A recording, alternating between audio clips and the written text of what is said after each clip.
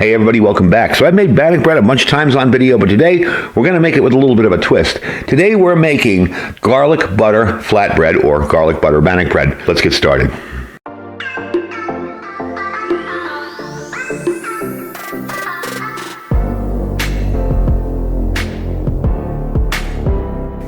Hey everybody, welcome back. So today we're using a new mic. Let me know how it sounds. I think this one will sound a little bit better. If not, hey, we can always go back to the old one.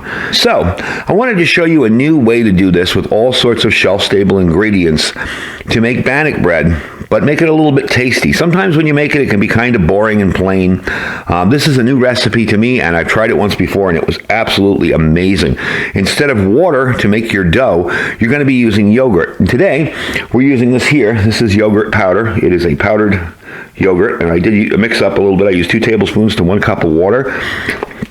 So it's fairly simple to use. It says it's good for 2 years. Now, once it's opened, I will seal this up. I have another one. I bought 2 of these off Amazon. And if you're interested, I will leave you a link in the description below. That's really the only thing that I was concerned about, not having shelf stable, and now I can make yogurt whenever I want it. So the ingredients are pretty simple. 1.5 cups of flour back there, okay? 1 cup of yogurt, got that made. 1 teaspoon of baking powder. 1 tablespoon of salt. 1 tablespoon of sugar. Today we're going to be using something a little different. This is coconut sugar. It's actually a little bit healthier for you, and it tastes exactly the same. You won't even know. Just a different color. And we're going to be using 2 cloves of garlic, or essentially this stuff here. Now I have garlic powder. If you have dehydrated garlic chopped up, you can use that too. I'm just using this for taste because I really like this, and I have a little bit left, and I got to use it up. And of course, 2 tablespoons of butter. What you're going to be doing with this is preparing your Bannock bread without using water. You're going to be using the stuff here, the yogurt, as your liquid. So the first order of business, and I've already sifted that flour, is to dump the flour in a bowl, create a well in the middle, and then you're going to add your yogurt, baking powder, sugar, and salt.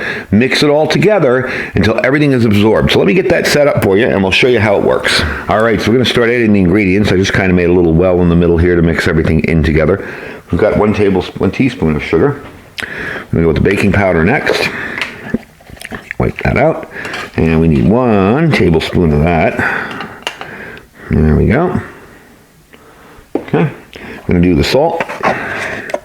And that is, to make sure I'm right here, I'm checking my recipe, 1 tablespoon of salt. Okay. You got to be careful with salt because you don't want it to get too salty. And then I kind of mix around because I find it doesn't really bounce around there if I don't mix it around a little bit. Okay. Now, once you've done that, okay, you're going to mix everything together, but you're going to add the yogurt on top. And I wanted to show you doing that because that can be messy, so you just want to kind of hold it over it and just drop it in there. Okay, there we go. And I'll get the rest of that out. This really isn't a proper spatula. I'll get the rest of that out with a spatula. There we go. Okay, now we're going to mix this up, and we're going to turn it into a dough. We're going to let it sit for 5 minutes. Once we cut it into balls, there should be about 6 or 7 or 8 balls of dough.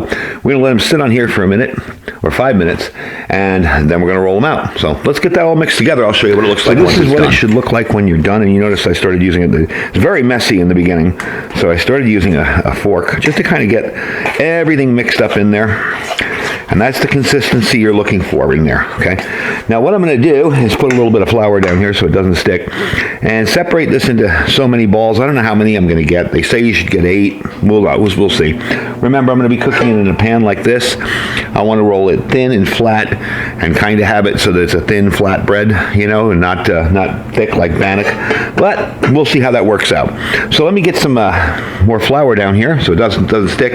Get a rolling pin, and let's try this thing out. All right, really quick, this is the consistency you really kind of want here. I want to start thickening up. I'm going to let it sit here for 5 minutes. I was going to cut it out into individual balls, but I realized I'm just going to make basically probably 2 pieces of bread out of this whole mix because we are using a larger pan. So that's how we're going to do it. So let me let it sit for 5 minutes, set up a stove. I'm going to make my butter and garlic mixture, and then we're going to come out and finish this out. All right, so I got that going there. Got a nice little bit of garlic in there and butter. Even threw a little bit of dried onion. And you can use this with fresh garlic, minced garlic, the stuff in the tube here, even the diced garlic, the dehydrated.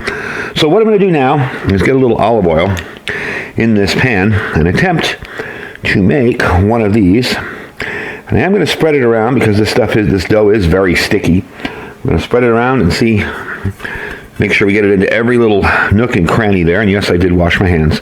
Then again, I'm the only one eating this, so it doesn't really matter. Give myself my germs. So I'm going to heat that up on a low heat. Remember, I don't want it to go too nuts. And then I'm just going to take this and drop it in there once it starts to get hot. You can see it's thickened up somewhat. A little bit of a better consistency to it. It's still very sticky. I suspect that's due to the olive oil.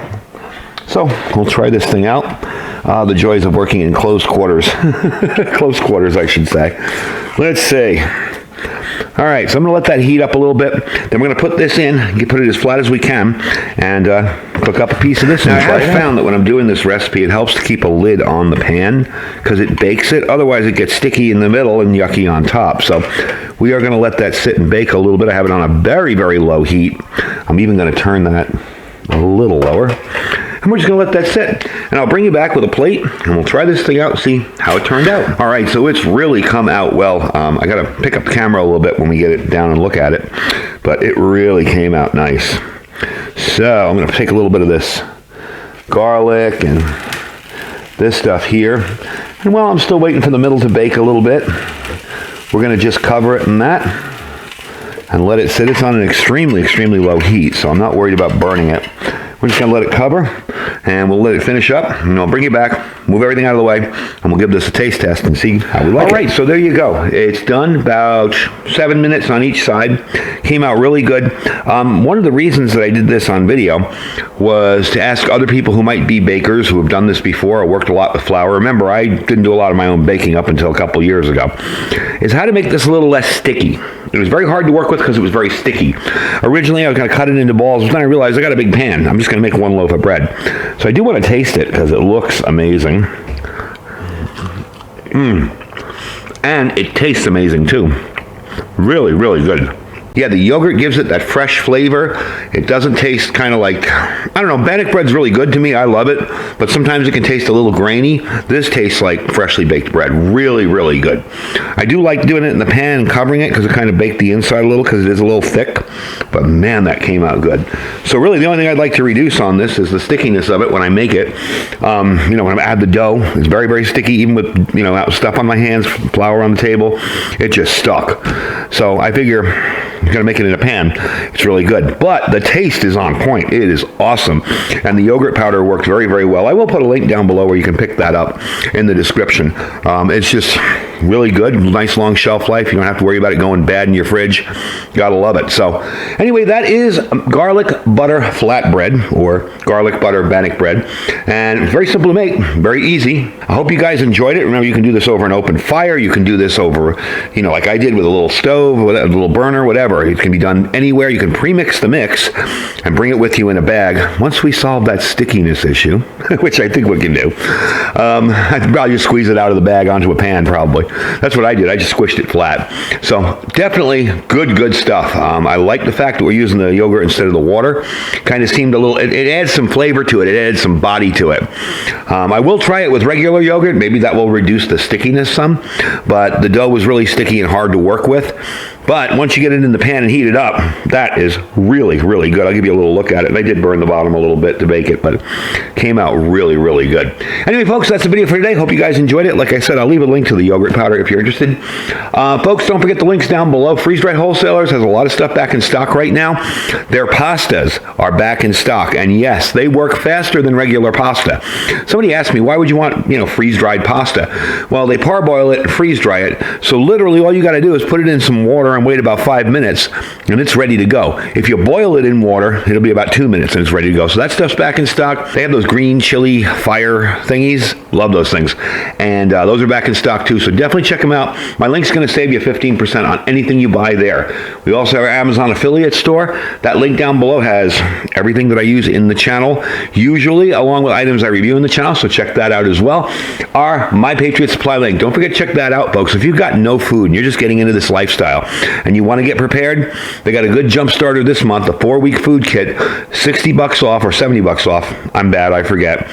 Anyway, 4-week food kit. You're going to save a lot of money, a lot of good food, 2,000 calories a day. That's preparewithiridium.com down there. And of course, our Thrive Life freeze-dried food store. I showed you some of that yesterday.